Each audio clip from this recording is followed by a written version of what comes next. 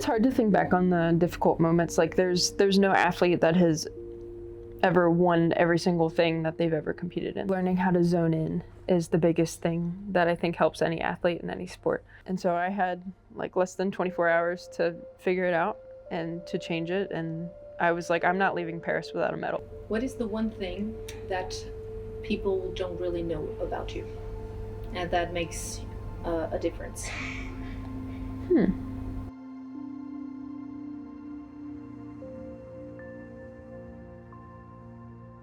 Those that wouldn't know you, how would you describe yourself other than as an archer? Personality-wise, I'm a very bubbly, outgoing person. I like to, talk with people, meet new people, see the world, go travel everywhere. Other than archery, I am very into sewing. I love to sew. I love anything fashion.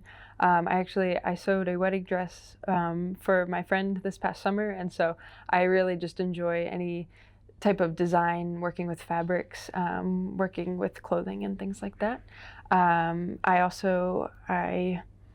What else? I also work other than shoot. I work for my parents' business, Lancaster Archery Supply. I manage a small pro staff and work with the marketing. We can say that archery is part of your DNA. In a way. Your parents have the biggest store in the United States, if I'm correct. Yes. And you shoot recurve. How is that? Why not compound or barrel? So my dad got me started with recurve when I was very little. I shot a bow for the first time when I was 3 years old. And so we did recurve from the start because that's what my dad always loved to shoot. And so it was also just easier for a little kid to shoot rather than work with the cam system on a compound and doing the release and all these things. So I just loved it from a young age and really stuck with it, and also found a love for competing. I'm a very competitive person naturally, and so it just came very easy to me to want to compete and shoot against other people. Did you always want to do competition, or did it come during a specific event? I remember competing for the first time when I was 8 years old, so I was pretty young and pretty new to it. But by the time I was 12, I would say, is when I decided I wanted to be an Olympian and I want to do this professionally.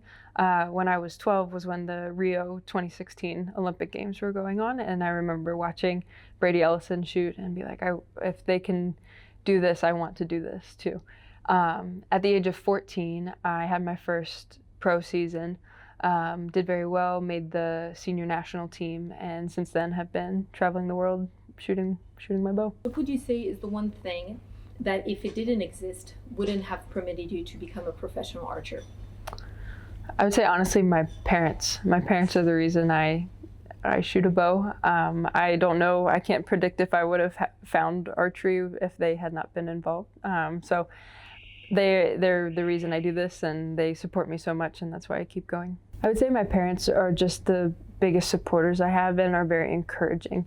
They always want me to win, of course, like I want myself to win, but they're always happy for me if I try my best, and if my best isn't winning that day, that's okay, and they'll love me whether I'm first or last. And so you started with international. What was the one thing that you did not expect when you started? I'd say the biggest thing I did not expect when I started on the national team was I felt like a very small fish in a very big pond. We'll put it that way. I was 15 at my first World Cup, and so I was shooting against people who had been doing this professionally as long as I was alive at the time. And so I think that was just eye-opening in a way of, at first it was intimidating, but then I took a step back and looked at it as, this is an opportunity for me to shoot against people with experience, ask them questions, learn from them, and better my own self. I'd say before archery, I was pretty stubborn. I did gymnastics before I did archery, and there was a lot of difference in the coaching of gymnastics than the coaching of archery. And so gymnastics, you had to have a lot of discipline in things. And so when I came over to archery, like the discipline at first, I had to learn to apply the same from gymnastics to archery. And there were a lot of things that were being introduced to me that I was stubborn with at first. Like I remember the first day my coach put a clicker on my bow. I thought that was the end of the world. Oh my gosh, I was like, I don't like this. I just want to pull it back and shoot. I don't want it to tell me when to shoot. I didn't like the clicker at first. I was maybe like 8 or 9 when I started with a clicker. And it taught me a lot to listen to my coach, listen to what they're telling me, and not give any pushback, like to just go with the flow. And I definitely over time have become less stubborn. Okay. And so what would you say now today is the biggest challenge that you face? I think the biggest challenge I face nowadays, honestly, is expectation. I think it's really hard for me. I've done a lot in my career so far at a young age, and I think, you know, there's always the media that says things, and there's always people that say things, but at the end of the day, like, I get in my own head about it, and so I just need to, you know, turn the volume down on all those voices and turn the volume up on my self-image and my positive self-talk and those things to focus on rather than the background noise. And these expectations that are kind of like pulling you down, how do you deal with that? I'd say honestly, it's learning how to zone in is the biggest thing that I think helps any athlete in any sport.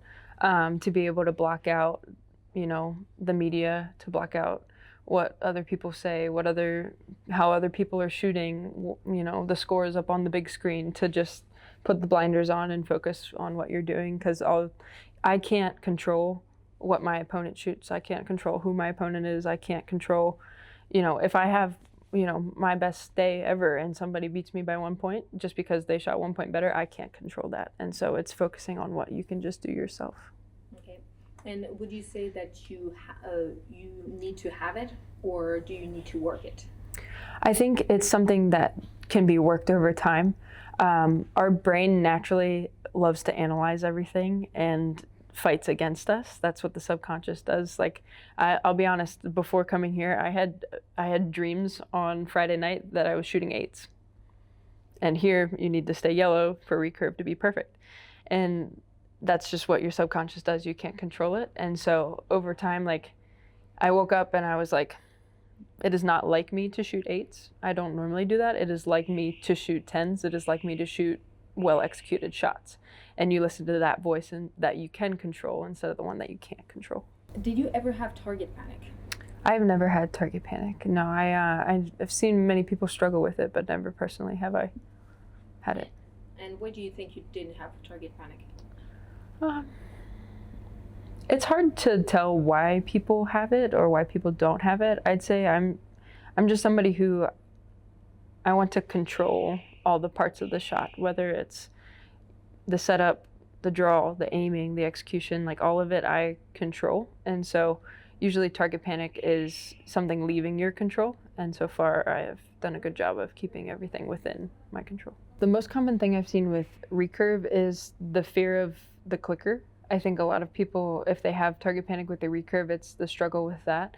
I've seen people wait till the last 40 seconds and shoot all 3 arrows just as fast as they could because they knew they had only so much time to shoot them. I've seen people that draw up, like purposefully, like forcefully pull through the clicker and then shoot instead of just smoothly going through it. Like, there's so many different things. I'd say the biggest thing is having confidence in the shot and knowing that the clicker doesn't control you. Like, if I draw back and I'm, you know, moving through my shot and the clicker clicks and I'm not ready yet, I either let it down or I stay at full draw and I keep expanding and I let go when I feel ready. Like, the clicker is a tool, not an answer. Like, it's supposed to be helpful. It's not saying you have to go right now. And how did you actually experience this match against the hot favorite of that season? Yeah, shooting against Ansan is always a pleasure.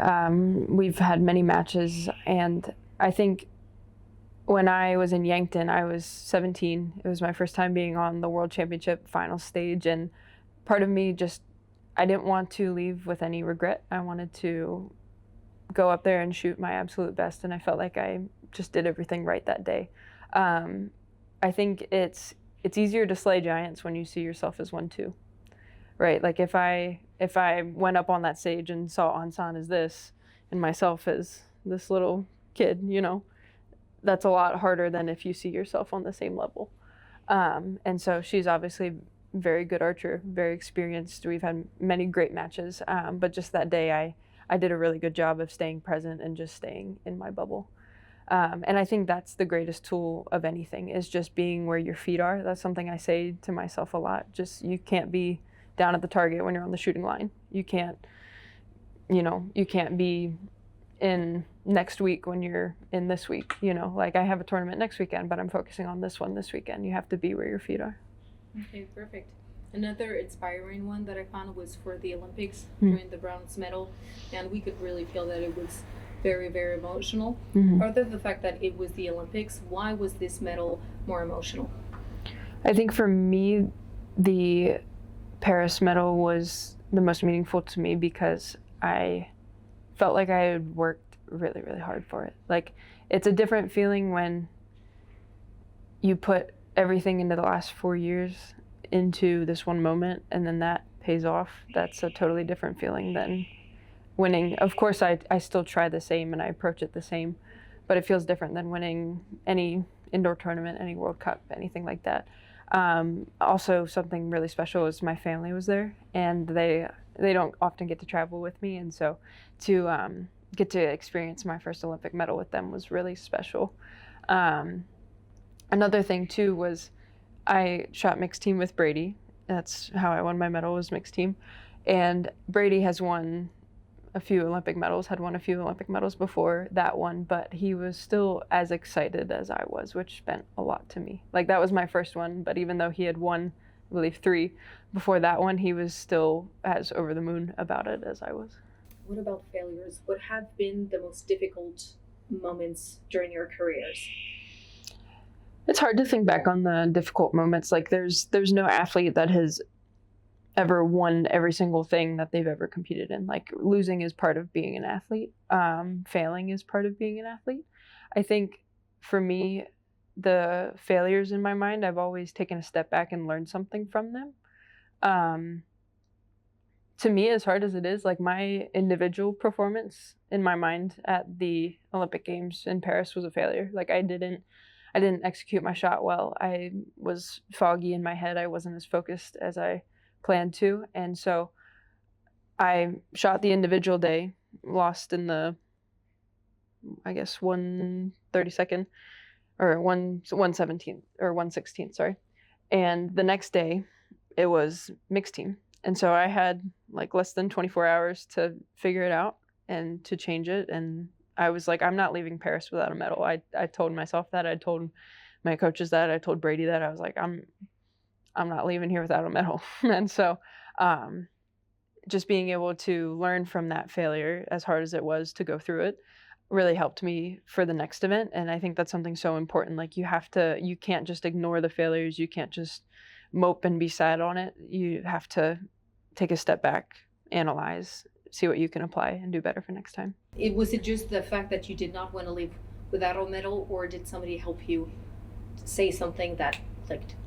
I talked with my coach. Her name's Heather. I've been working with her over half of my life.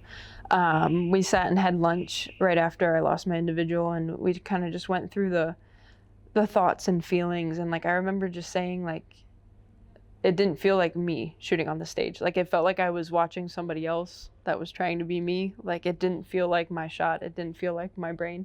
And so we processed through that, came up with a solution for being more present when we shot the mixed team. And then I saw Brady later that day. And he told me, he was like, you have 30 minutes to be mad, to be sad. You can go for a run. You can sit in a corner and cry. You can do whatever you want for a half hour. And then we're going to go to the practice range and we're going to figure out a winning solution for tomorrow. And that's what we did. What is the one thing that people don't really know about you and that makes a difference? I've never gotten that question before.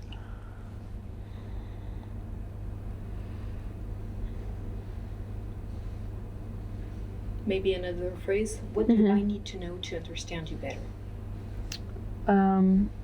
Nothing in my life yet has been as fulfilling or as addicting as the feeling of winning. Okay. I think that statement sums my personality up a lot. I like to win. Winning to me, I would probably say, has a different definition than most people think winning is. winning to most people is standing on top of the podium. Winning to me is accomplishing my goals. And so I put forth these goals that I want to accomplish, and then I make a how-to. How will I do it? By when? What are all the tools that I need to accomplish it? And to me, winning is executing that plan and completing the goal. It doesn't have to be standing on top of the podium. It's a lot of things for me. It's being able to shoot a qualification round without letting down. That's something hard for me. And so if I am able to prepare myself and shoot around without letting down, that's a win for me. My timing. If I can shoot with good timing, that's a win to me. If I can execute my mental process 100%, that's a win to me. If I finish at the top of the podium, that's also a win to me. But there's a lot more things that go into winning than just standing on top of the podium. Would you say in a certain way, since there's other people involved, I think you're a very social person. Yeah. This is a team win, not an individual win. Oh, there's so many people. It takes a village to not just raise a kid, but raise an athlete. And so my parents are huge supporters within all of this. My coaches, my sponsors, of course. It's all a group effort. And not in a way to carry that on my shoulders, but in just the honor in that I get to represent a group of people, not just myself. Okay, so it's not your goals, it's the team.